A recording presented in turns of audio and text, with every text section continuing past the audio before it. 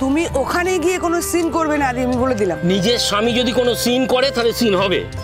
বেশ, তুমি যাও জলপাইগুড়ি, আমি জলপাইগুড়ি ছেড়েই চলে যাবো, আমি থাকবো না কিন্তু তোমার সঙ্গে। আচ্ছা ঠিক আছে, জলপাইগুড়িটা তো তোমার কেনা নয় বা পৈতৃক সম্পত্তিও নয়, তাই তোমার বাড়িতে থাকতে না পারলে আর অন্য কোথাও থাকতে পারবো না সেটাও হবে না, আমি হোটেলে থাকবো।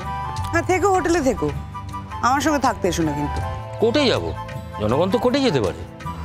আদি তুমি কেন এত ঝামেলা করো আমার সাথে, আমি বুঝতে পারি না জানো। আচ্ছা তুমি আমার সহ্য করতে পারো না কেন বলো? বোকার মতো কথা বলো না। হ্যাঁ, সারা জীবন তো আমি বোকার মতোই কথা বলে এসেছি। আমি যখন যাবো বলেছি তখন আমি যাবোই, এই কেসটার সময় আমি তোমাকে একা থাকতে দেবো না। ওরে বাবা, এত সহজে আমি মরবো না, মরার হলে অনেক আগে মরতাম। আমি খুব ভালো করে জানি এত সহজে তুমি মরবে না। ওই যে কথায় বলে না, জমের অরুচি। কি জমের অরুচি তুমি, জমও তোমাকে টেনে নিয়ে যেতে ভয় পাচ্ছে, তার কারণ বলা যায় না হয়তো জমের সাথে তুমি ঝগড়া করতে শুরু করে দিলে।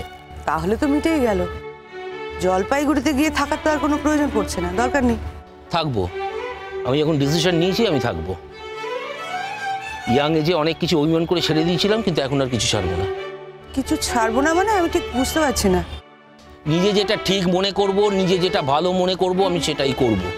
সে রাস্তায় দাঁড়িয়ে থাকবো না গাড়িতে উঠবো, কোনটা? সে তুমি যতই রাগ করো না কেন, আমি কিন্তু যাব। বাড়ির লোক তো এখনো ছেড়ে কথা বলে না। সেদিন ফোনে কি কি বলেছে আমি তো সবই শুনেছি, শুনতে পেয়েছি। আমার সম্পর্কে কি কি ধারণা সবই তো জানি আমি। মাই ফুট আমার বয়ে গেছে। বয়ে গেছে নাকি? বয়ে যে যায়নি সেটা আমার থেকে ভালো আর কেউ জানে না। যদি বয়েই যেত তুমি প্রতিবাদটা করতে। সেদিন যেটা করিনি আজও সেটা করবো না, তার কিন্তু কোনো মানে নেই।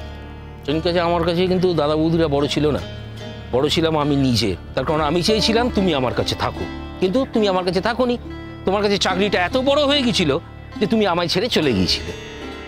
আমি যদি তোমার কাছে বড়ই হতাম তুমি আমার সঙ্গে চলে যেতে পারতে, থেকে যেতে না। ওখানে গিয়ে আমি কি করতাম? ভ্যাগাবন্ড হয়ে ঘুরে বেড়াতাম? আমি বা কি করতাম? আমি কেন চাকরি ছেড়ে বেকারটা কেন হবো বলতে পারো? তাছাড়া আমার পরিবারকে হেল্প করার দরকার ছিল। আর সব সময় একটা মেয়েকে চাকরি ছাড়তে বলা হয়, একটা ছেলেকে তো বলা হয় না কেন? ব্যাস ব্যাস ব্যাস, আমি আর কোনো তর্ক করতে চাই না। এক্ষুনি আবার নারীবাদ শুরু হয়ে যাবে, তোমার ভাষণ শুরু হয়ে যাবে। তোমার এই ভাষণ থেকে আমি শত হস্ত দূরে। দূরেই তো থাকতে হবে, কাছে থাকলে যুক্তিতে হেরে যাবে না? কাছে থাকার ভয় আছে তো। আচ্ছা বাবা ঠিক আছে, আমি নয় হেরেই গেছি, চলো এবার গাড়িতে অন্তত ওঠো। এই ফ্ল্যাটটা তো বন্ধ আছে, তো মাঝে মাঝে আমি গিয়ে খুলতাম, বুঝলে? কি খারাপ যে লাগতো তোমায় কি বলবো, ফাঁকা ফাঁকা লাগতো, একা একা লাগতো, আমি চলে আসতাম। মানে সত্যি কথা, তুমি যতদিন ওখানে ছিলে না বাড়িটা একদম ভরে ছিল। আর সত্যি কথা আমি আর একটা বলছি, যে সেই অজুহাতে তোমাকে আবার টেনে নিয়ে এলাম। আদি তোমার এতই যখন প্রেম, যখন সময় ছিল তখন সেটাকে কিন্তু বাঁচিয়ে রাখলে না কেন? মরে যেতে দিলে প্রেমটাকে? প্রেম কখনো মরে না, সত্যিকারের যদি প্রেম হয় তাহলে সেটা কখনো মরতে পারে না, আমি বিশ্বাস করি না।